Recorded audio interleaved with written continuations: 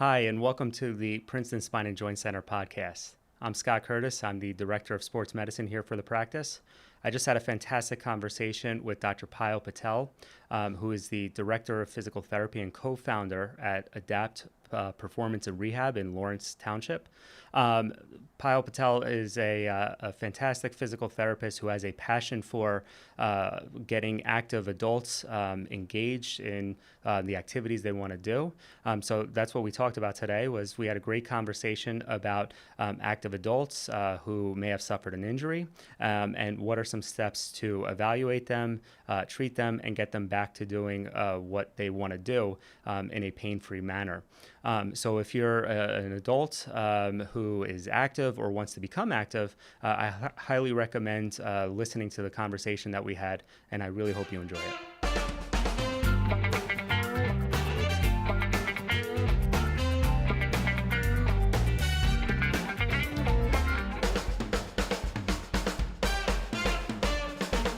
Welcome to the Princeton Spine and Joint Center podcast. My name is Scott Curtis. I'm the Director of Sports Medicine here for the practice.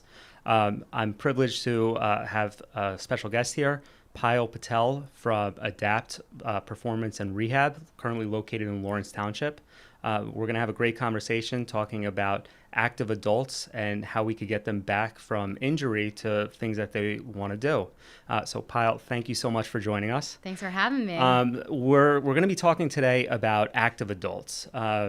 What defines an active adult? What's the age range that we're kind of talking about today? Yeah, it's a great question.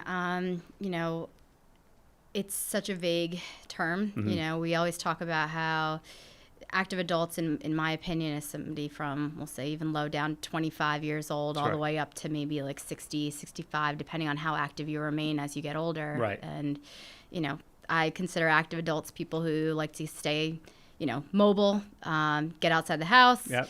do active things. It doesn't have to be running. It doesn't have to be hiking. It could just be playing with the kids, that kind of thing. Yeah, I mean, it's kind of your day-to-day person, Exactly. That we see on a regular basis, that just, to me, aren't, in college or high school anymore, and Yep. Have kind of developed a little bit more wear and tear on the body. But they still have that mindset of, I want to be healthy, I want to be active, I want to run around with my kids, but maybe my body kind of gets injured sometimes. Exactly. Yeah, I find that a lot of people will get hurt. Yeah. And then that part of them that used to be active, or that part of them that felt like they could do whatever they wanted, Right. kind of starts to dwindle. Yeah. And over time you realize, one injury after the next, they start to add up. And Sure. then moments later you realize, you're not nearly as active as you once were. Yeah. That's a tough thing for a lot of people. Yeah, I think sometimes it's a reality check. Yeah, a lot of people will say, oh, the glory days are past me now. I'm like, what glory days? Why can't you still move? What happened? What happened to you being able to, get up, jog with the kids if you really wanted, play baseball in the backyard? Yep. What happened to being able to, go for hikes with the family? Absolutely. That kind of stuff. And especially, and that's true for a lot of people who, let's say, were, the star athlete in high school and, has continued to be active and exercise regularly throughout their life. But even on the flip side, let's say you maybe were not active when you were younger, and then you maybe kind of put on some weight or was less active because of work, family, whatever the case is, and you want to start becoming active. There are plenty of people who wind up successfully, becoming more active, finding a hobby that's physically demanding and loving it. Absolutely. But unfortunately, some people will develop injuries, whether that's acute injury or overuse injury. And it's my job as a physician and your job as a physical therapist to help them get back, hopefully, from injury to back what they want to do.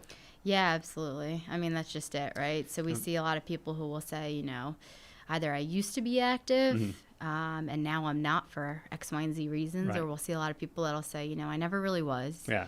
Now that I'm getting older, I'm starting to gain weight. I'd love it if I could become active again. Sure, And sure. they'll go out and they'll try. And, some people, like you said, will successfully be able to kind of turn things around and get themselves in the direction they want to go. And then there's those that, they never were active. They got a rough start. Yeah. And, some wear and tear along the way. They kind of found themselves in a place where they didn't want to be at this point. And, Sure.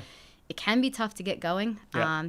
Your body doesn't naturally just move the way you want it to move all the time. And so that's kind of where the guidance comes in on our end. Yeah. Just to make sure that, whatever wear and tear, whatever mileage you put on your body is the right type of use and not the wrong type of thing that'll set you up for failure in the end, Absolutely. So what kind of, let's talk a little bit more specifically about different injuries that we see. So what do you see or what gets referred to your practice pretty often? Yeah, great question. So I would say the primary thing that we tend to see is a lot of chronic or ongoing back pains, neck pain, shoulder pains. Sure. Just tends to be like this, something that you can kind of put away for a little while because you're active, Right. you just move past it, you find a way, Yeah. You just ignore it Yeah. and then it just keeps coming back. So a lot of times we'll get a lot of people who have desk jobs and they have their own list of things that happen, Sure. Just because you have a desk job doesn't mean you can't be active. That's true, so then yeah. they'll get up and go to move, but they'll find that, some of these, little things that they didn't expect to get worse have gotten worse. Sure. And a lot of that ends up being back pain for the most part. So let's talk about that for a second. So obviously we see a lot of low back pain here in this office, neck pain or even thoracic pain. Let's just come up with a kind of a case example. Let's say we have we'll say a 45 or 50-year-old woman who's active. She enjoys running or biking on the weekends, but she has the desk job. And let's just say that she, developed a little bit of back pain and can't now run the way or the length of time that she wants to do. She can't cycle because it hurts her a little bit more. And I examine her and I feel that, she would benefit from physical therapy. As a therapist, what kind of goes through your mind with an active adult who has back pain and wants to get back to what they do? Yeah, that's a great question, and that's something that we commonly see. Yeah. First thing that we always look at, always, I don't care who you are, where you came from, how great of a person and an athlete you are, first thing we always look at is alignment. Okay. If your one hip is higher than the other, one shoulder's lower than the other, you can clearly see that you're putting all your pressure on one side of your body compared to the other. If we're going to try and get you stronger, we're going to need to start to correct some of those asymmetries first, right? And so we start with alignment. We start by taking a look at, I always talk about the pelvis being the foundation for the rest of your spine, right? Sure. Everything kind of just moves up the chain starting at your pelvis. And if your pelvis is off, let's say one hip is higher than the other, the rest of the spine is just going to curve along with it, right? Yeah. So we always start by trying to even some of this stuff out. Okay. If you're tipped forward, when what we call like that anterior pelvic tilt, a lot of people do know that term now because it's so common. Sure. We have to start to correct some of that stuff so everything else can kind of align properly. Okay. And then from there, we talk about securing it. Okay. So that's where the stabilization comes in. Yeah. Right? So if, let's say, you're off, alignment first, we call that foundational. It's Okay. like laying the concrete on a house so you can build it up evenly versus lopsided. Okay. So then once we build everything back up on top of it, that's now got to be stable. Right. So what we do is we try and, what I tell people is gluing the joints, right? Trying to secure them, make sure that they stay stable when you move through different ranges. So then the next thing we bring into consideration is what we've coined our terms of fundamental movement patterns. Okay. And that is pushing, pulling, carrying, lifting, squatting, and hinging. Okay. Those are all movements that everybody does. Everybody pushes stuff all day long. Sure. They carry, they lift, they squat to get on and off of a chair every day. They hinge, that's bending, so Okay. that's picking things up off the ground. And that's classically where you'll find a lot of people will say that their pain will come back. Yeah. I bent the wrong way or I lifted something the Yeah, or I wrong just way. twisted, Yep, yeah. and there goes my pain.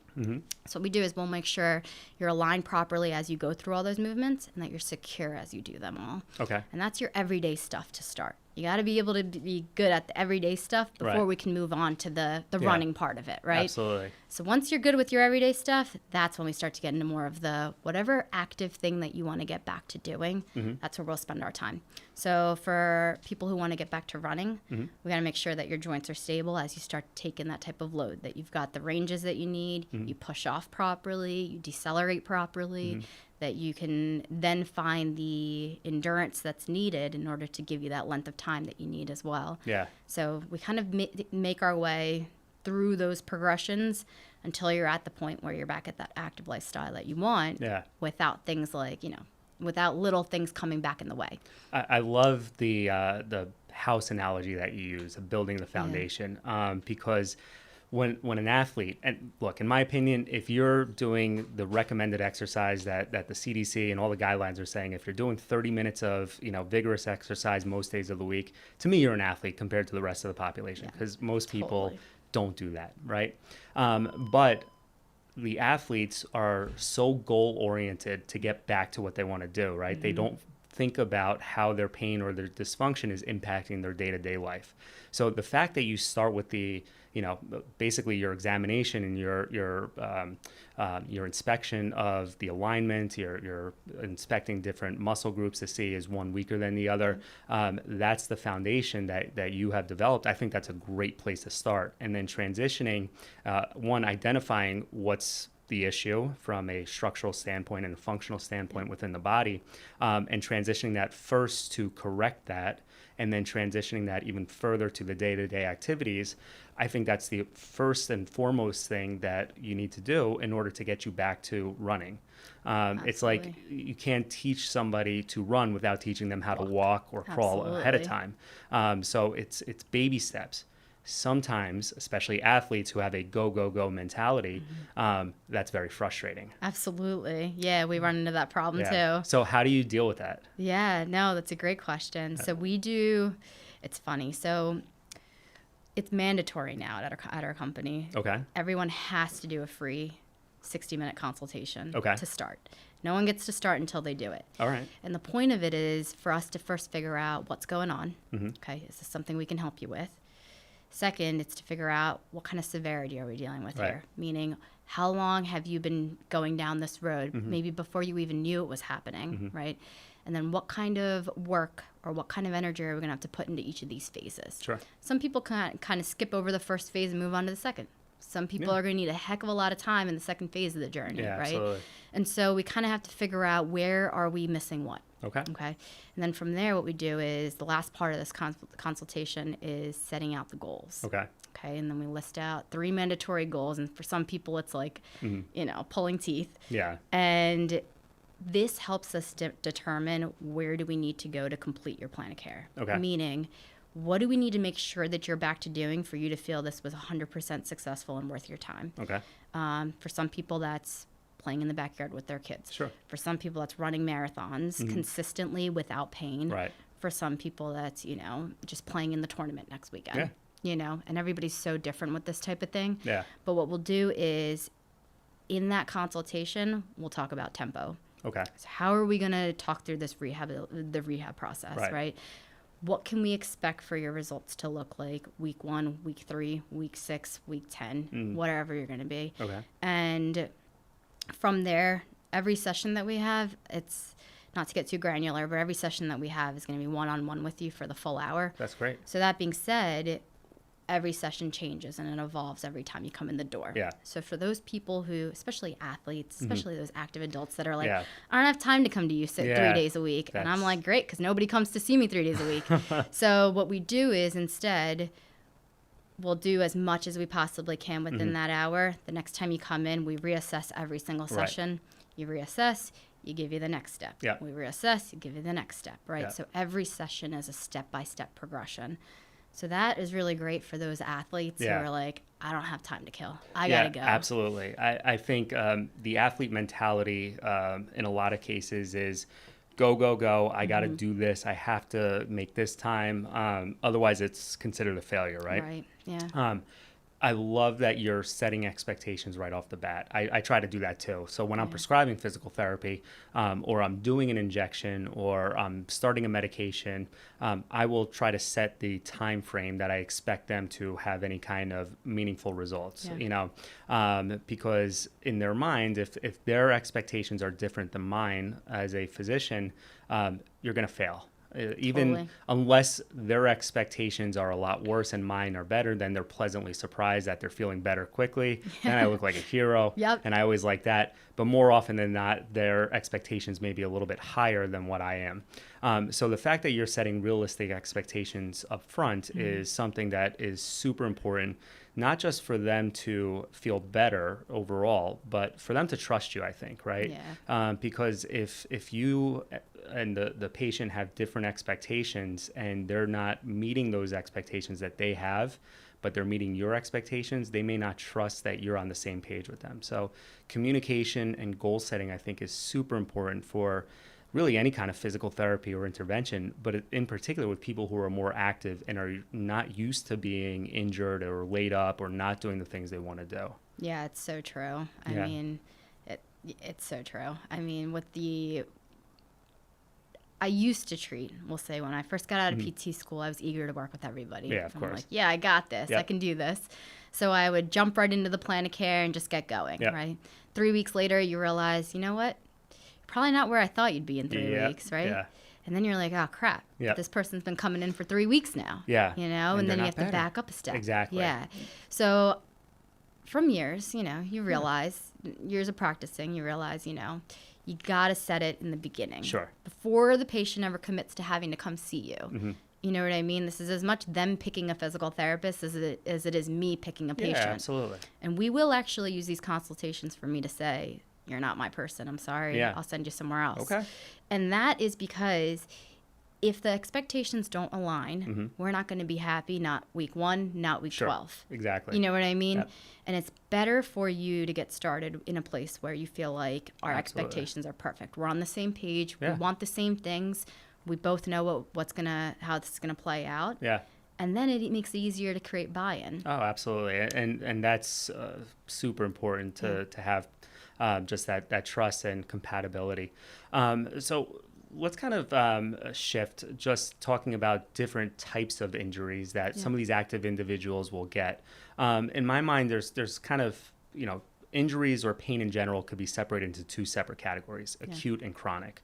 So, I see a ton of older individuals, and I say older individuals, I'm not trying to pick on any age or say, a 40-year-old person is old in any respect, but we're not talking about the teenage athletes when I say older individuals. We're also not talking about the geriatric athletes who are in a whole different category, those kind of master athletes that we'll often talk about above the age of 65. But I'll see an adult, let's say in 40s or 50s, who is weightlifting at the gym. Let's say they're doing a shoulder press or a bicep curl, and they felt severe pain all of a sudden. Didn't have pain before, an acute injury. So then they'll come in and I'll see them, and maybe they developed a partial rotator cuff tear or strain, or maybe a proximal bicep tear or strain because of lifting. And I assess them, I treat them with, let's say, anti-inflammatories, their pain's under better control, they've rested it, and I send them to your office. How do we kind of get them, using the rotator cuff as an example, because that's very, very common. How do we get them back to being active and lifting again after an acute injury? Yeah, that's a great question. And, it always comes back to the severity of it, which is why, sure. I'll let the doctors kind of determine, is something torn, how much, what do we need to do here? Yeah. And where we generally start with people is back to that alignment state, right? So let's say you're, most people like to look at the shoulder as if it's just ball and socket, right? Yep. Okay, ball and socket, we've got this, right? That's one piece of I could probably name you about 20 joints that are going to work along with it, absolutely. Right? And so what we start to do is we figure out, forget the ball and socket for a second, because that thing's going to need a rest. Yeah.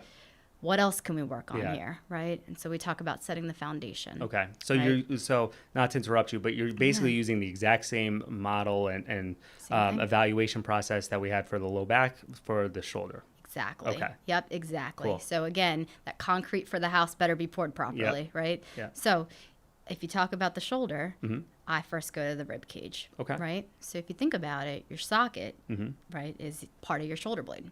Your shoulder blade sits directly on top of your rib cage. It's kind of floating around on there. Yep. So if your rib cage is not aligned properly, your foundation's floating in the wrong direction. Okay, it's got to be secured. So again, if we talk about loose concrete versus hard, firm concrete, you're going to want the firm stuff, right? Of course. So we always talk about, we start with rib cage alignment, making sure that everything's aligned properly. We talk about the shoulder blade, make sure the shoulder blade's set properly. Then we can start to go over towards that ball in the socket. If your shoulder blade's sitting properly, then of course we can start to engage this rotator cuff in the right way. Right. If it's not aligned properly, maybe that rotator cuff's just so overstretched at this point, or so stiff and tightened that if you go to strengthen it, it's going to feel worse. Right. It's going to feel like it's aching constantly. It's just never going to feel like it got where it needed to go. Right. So what we'll do is we'll set that. Once we know that the muscles are in the right alignment, they're all where they need to be, we can start to slowly secure this thing. Okay. And we start with the beginning parts where it's just low-level strengthening just until it builds back up. Get straight right through the fundamental movement patterns. You got to be able to push, pull, carry, lift, right? Press, whatever motions you're doing. Sure. And guess what? A lot of those look like certain gym movements. Yep. You can push to do a bench press. You can pull to do rows. Yep. You can carry, farmer's carries, whatever you're trying to carry. Lifting, you can lift in a million different ways, right? We got to make sure your shoulders can move through all those ranges in order to say, hey, you can probably get back into what we call controlled gym workout. Okay. And then we can take you further, if need be, into what we call uncontrolled movements. So what does that mean, a controlled gym movement? So what we call controlled is more something like a bench press. Okay. Where you know exactly what you're about to do, right? Okay. You're preparing for it. You know exactly what weight you're choosing to use. You're doing it on your own time, your tempo, everything like that. That's a controlled movement. Okay. Uncontrolled is like a lineman coming at you. Okay. With full force, and you've got to stop this. Okay. Right? You have no clue which direction they're coming at you from. You're reacting. Yeah. Does that make sense? Yeah, so it that's does. kind of where we talk about controlled versus uncontrolled, reactive versus Okay. proactive movements, that type of thing. That's interesting. So to me, I actually have always thought of controlled versus uncontrolled. So a controlled would be like a machine that you're bench pressing on, right? Sure. You're not responsible for keeping the balance and the weight of a barbell. Yeah. You know, that is being taken care of by the machine. You're purely working on the strength aspect, as opposed to the uncontrolled is now going to a barbell or a bench press, because you have to do those static stabilizing movements to keep control over whatever you're using. But I've never really thought of it as the unpredicted movements that, or strength, muscle moving type of movements that you're going to have to do in an unpredicted environment. So it's interesting that you have that philosophy on that. Yeah, I mean, I'm sure we could dissect it even further than this if you want to go. Yeah, we could get really deep into this. I don't think we might lose a couple of listeners and viewers if we do that a little bit too much. But I totally agree with you. Yeah. So even within a gym workout, there's so many different ways in which you could do this, you know. And so we have our list of what we call our progressions and regressions, which is, a list of the easiest version of pressing something all the way up to the hardest version of pressing something based off of joints, where they're positioned, what muscles you're using, how heavy the weight is, what type of weight, all these types of things. And so we have our spectrum. And most people that are just coming in off of an injury, or they're still coming in with an injury, they're going to start somewhere on the low end, of course. And we kind of customize it to where you are. So if you came into me and you're a power lifter, we might start a little bit further up the spectrum than if you were, we'll say, the person who just got started working, being active at the age of 35. Right. Yeah, it's you kind of have to know where the starting point is, and I think that's a good segue into one of the things that I will often look at in acute injuries is why did you get injured in the first place, right? There's got to be some sort of straw that broke the camel's back, so to speak. And for some people, it's they increased their weight too much, or they tried a new exercise and they didn't know what they were doing. But a lot of times, going back to that active individual who's maybe, hasn't worked out in a while because of life and, families and jobs. And, maybe their primary care doctor said, look, you got to start exercising. You got to take some of this weight off. They go to the gym and they think that they can start lifting the way they did when they were 18, probably the last time they actually started lifting. Yeah. And they start overdoing it and something happened. They just weren't used to doing that. I think kind of talking about where are you when you got injured, are you kind of a beginner, or are you a little bit more, seasoned and have already developed some strength? Going from the starting point of where you are and then gradually building it up is really, really important to identify. Yeah, absolutely. And I see, obviously, because it's active adults, I see a lot of people that'll take the liberty to go to the gym. Sure. And it's great. Yeah. I love it. Yeah. If you're not quite sure what you're doing in a gym, you can get away with it for so long. Yeah. Right? You develop what we call these compensations. You of just course. use what's available to you. Right. Yeah. Certain muscles are stronger than others. Yep.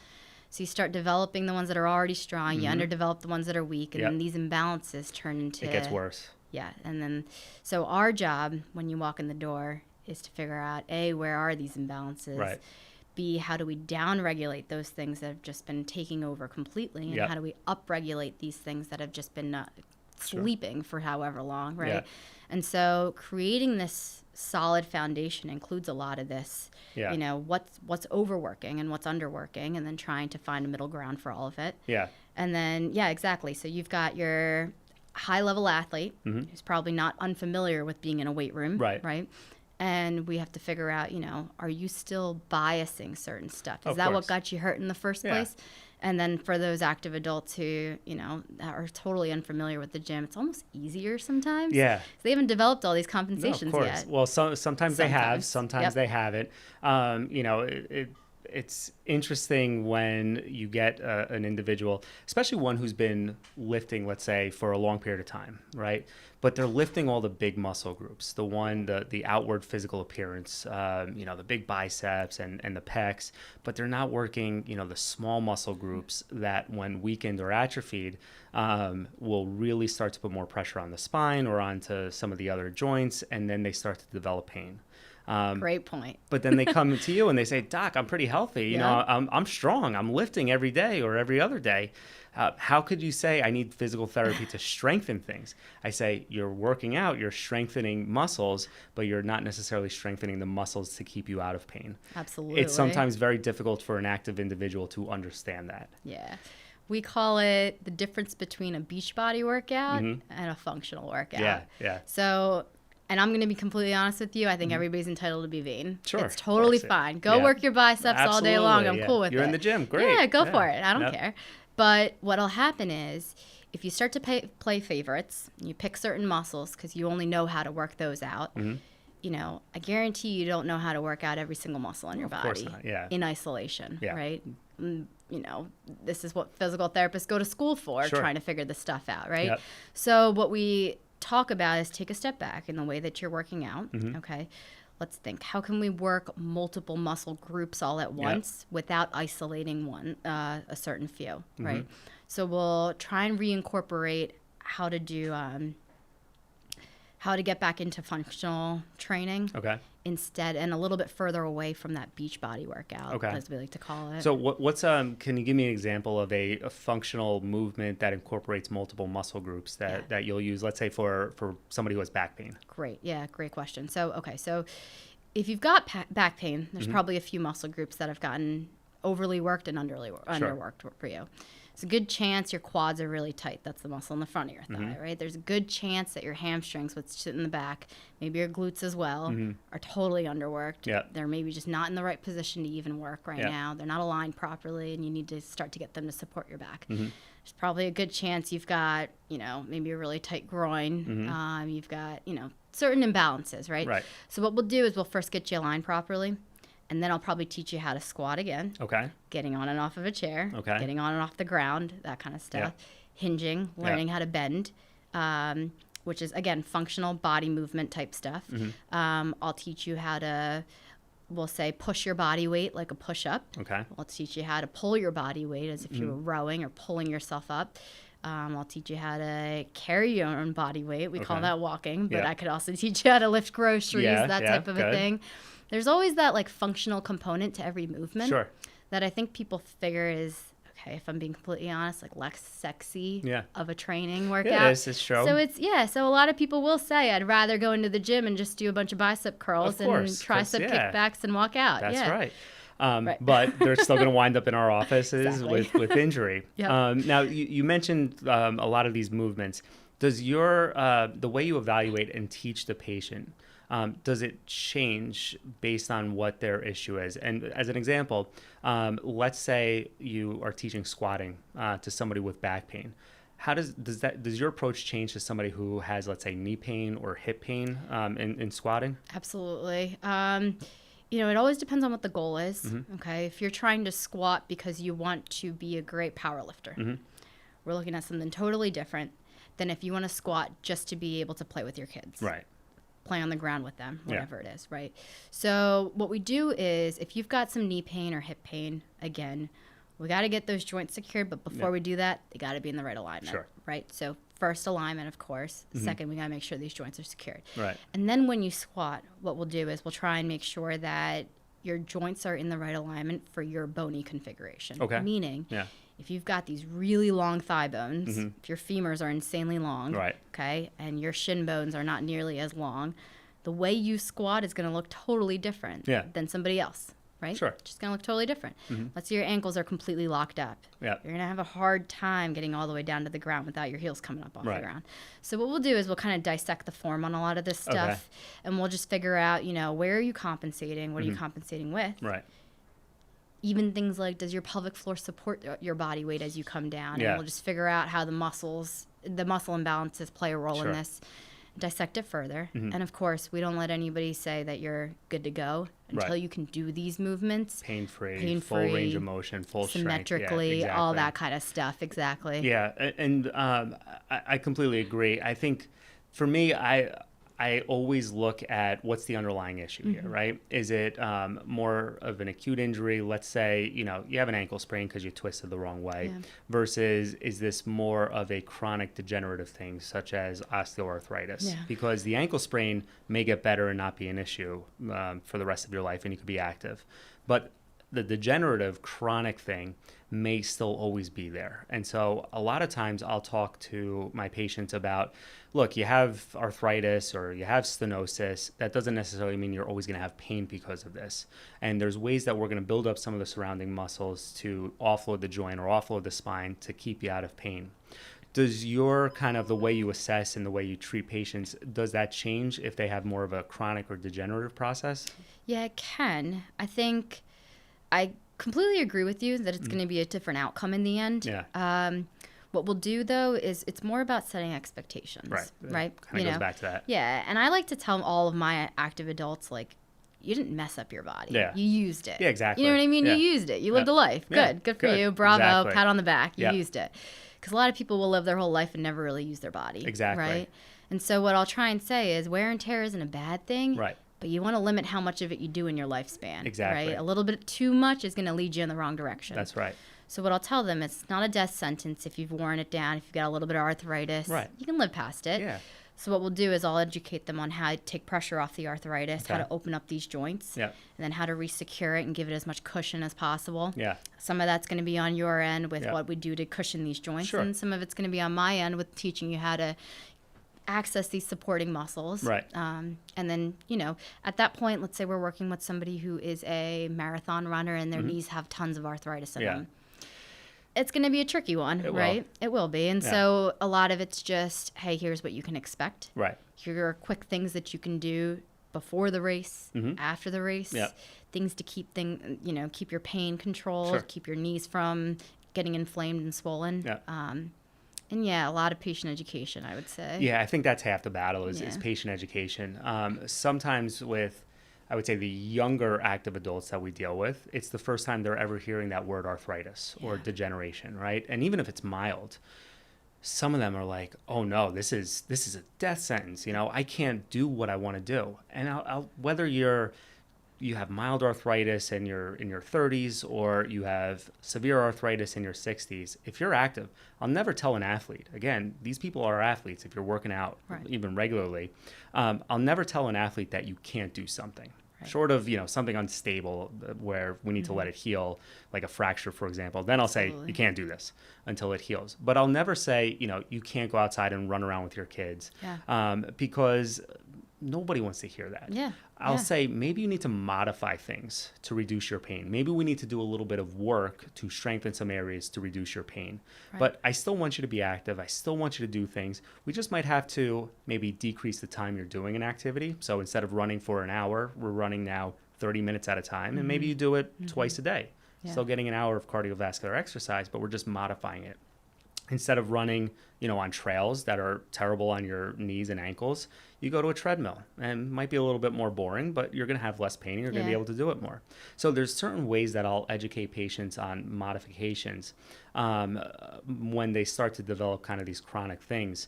But it's so important for people to understand that even though you have a chronic issue, you may not always have pain with it. Right. Absolutely. Yeah. And it's funny how many times I'll tell people, if you look at an MRI and and there's a little bulge in your disc, Yep.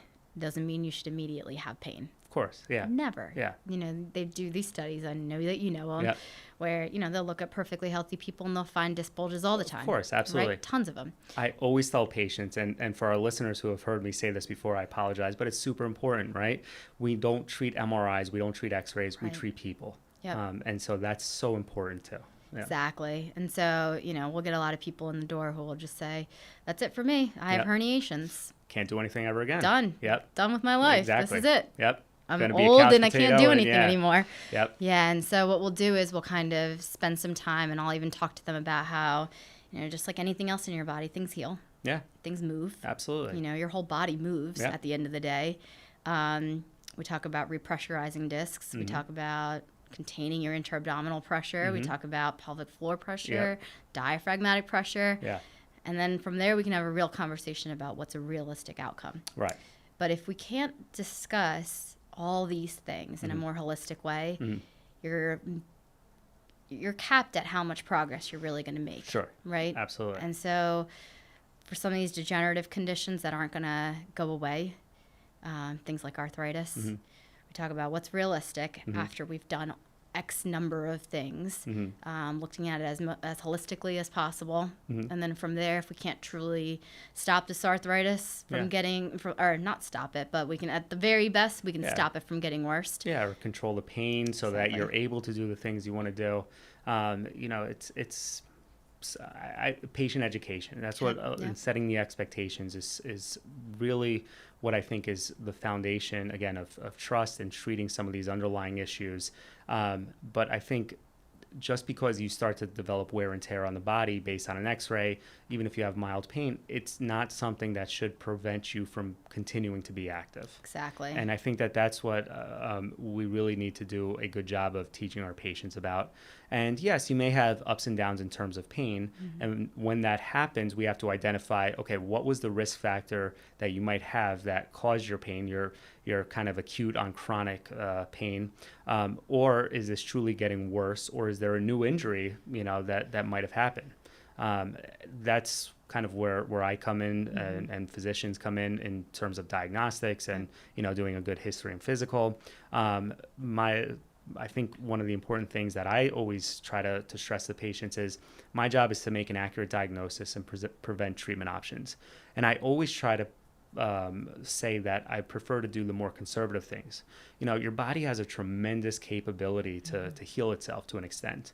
And if we could do things by strengthening muscles, getting you more active, modifying your activity, changing footwear, you know, doing natural medications, I'm all for it. If we have to do other things and be a little bit more aggressive, then we'll do that too. Absolutely. But I think we all are on the same page of trying to keep active, motivated adults active and motivated. Absolutely. Yeah. It's so true. Yep. It's usually my first line as well, which is, you know, what can we do just to allow you to heal yourself first? Right. Right. What are these little things we can make? Yeah. Little changes, whether it's lifestyle changes, like you mentioned, things like footwear, Yep.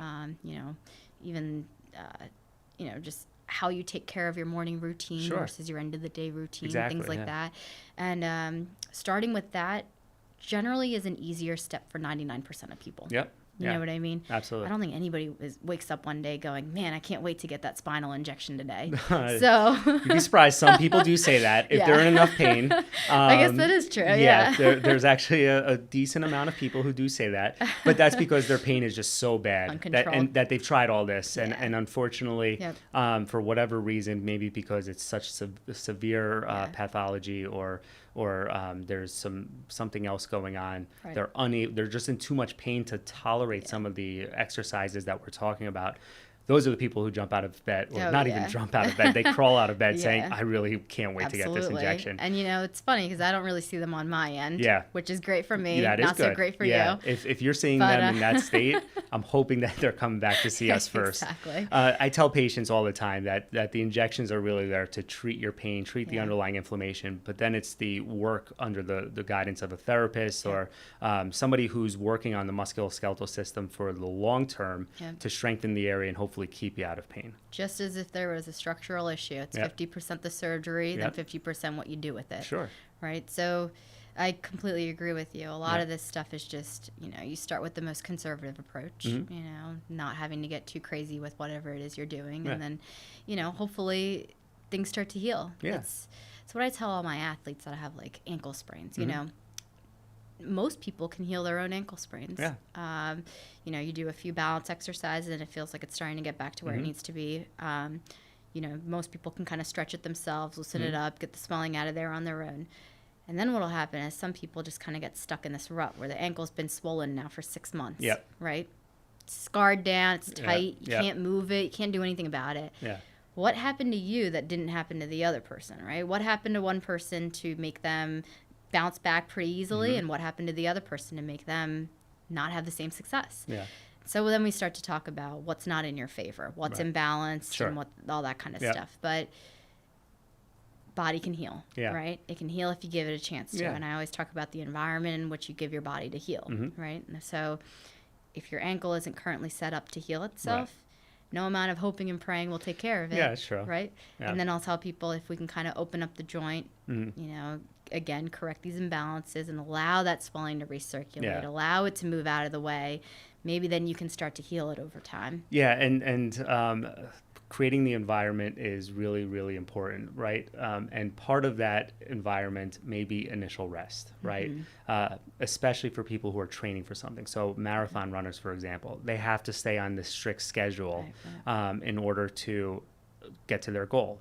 What happens when they get a slight injury that could probably heal in, let's say, a week or two, but they don't keep that environment that would allow it to heal in a week or two, so they start running on it because they want to keep up with their schedule. Now their injury has progressively worsened and has gotten to the point where now it's going to take 3 to 4 weeks, or maybe even longer than that, if we allow it to. It's so hard, but it goes back to that education of patients, evaluating and setting the expectations. So let's kind of talk about when let's say you've worked with an athlete, you've worked with an active adult, you've gotten them better, they're back to doing what they want to do. How do you kind of follow up or guide them to prevent injuries from happening again? Yeah, that's a great question. And again, it'll vary depending on if the injuries you've come to see me for have already been chronic, or if it's more of an acute injury. Okay. Well, let's start with the acute one. So let's say it's somebody who's acute. Okay. Depending on what type of lifestyle that you want to live, right? And it always comes back to what you want to be doing, right? If you don't necessarily care to be as active as, you were before, then you likely aren't putting as much mileage on your body. You're still going to need the fine tune, and like the tune-ups, right? And that's what we call it. It's like you go to see your dentist once a year, right? You only go because you're making sure everything's going the right way, hopefully, checking right? in. Yeah, checking in, making sure things are clean, making sure things, are staying where they need to be. Same concept goes for all of the joints in your body, right? I agree, yeah. You got to make sure that they're doing what they need to be doing, right? And if they're not, it's always better, of course, and I think we all know this, but as humans, we never are proactive. We always react to things like pain. Everybody knows that they should be proactive about stuff, so all the patients that we work with, we set them up on like a once a month, once every other month kind of a thing, just checking in, making sure you're good. And the reason for that is because we're working with active people. So they put a lot of mileage quickly on their body, right? Of course. Now, other people will say if you're not nearly as active, you can probably get away with a little bit more time in between that checkup, which is totally fine too. As long as you're staying proactive about it, it's really what it comes down to. It's when you get reactive that you end up stuck in therapy again for longer than you want to be, and that's when people feel like they're constantly injured or constantly hurt, and it becomes depressing at that point. Oh, of course. I mean, there's certainly a psychological aspect to being in pain, especially if you're active. And I tell patients all the time, even if you're not in pain, if you have kind of this chronic issue, if you're or even an acute issue that kind of flares up every once in a while, it's not a bad idea to be reevaluated by a therapist or a chiropractor, somebody who understands the musculoskeletal system, to just make sure, check in and see are you doing a good job with those exercises, or are there other exercises that maybe you can be doing a little bit more frequently, or just need some education on to keep you where you're at, or even getting you a little bit further on.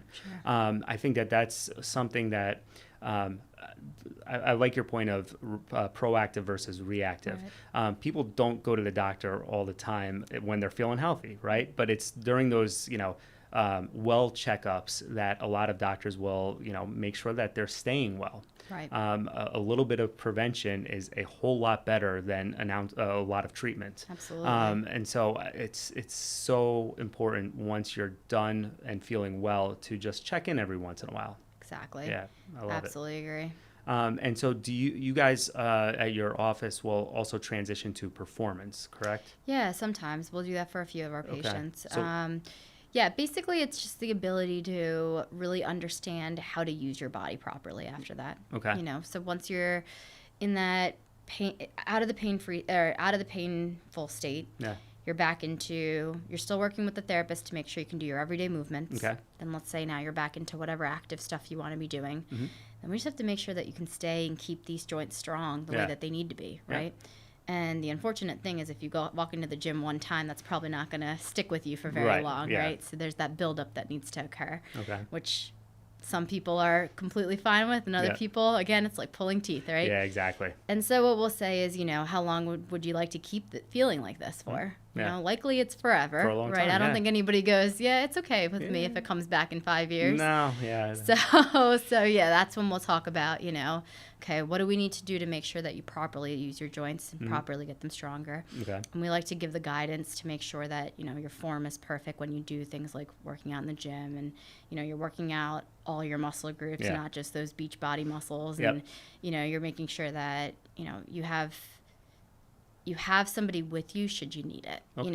And everybody, some days people will walk in the gym and they'll be like, I don't know what I did, but I slept so weird last night, Yeah. and now my neck is killing me. Mm-hmm. And if you don't have anybody there to help you modify your workout, Yeah. just pushing past it won't You're gonna injure necessarily make yourself. it worse. Exactly. Won't necessarily make it better. Exactly. Yeah. So just having the guidance, I think, goes a long way for people, especially if they've had the pain in the past. Yeah.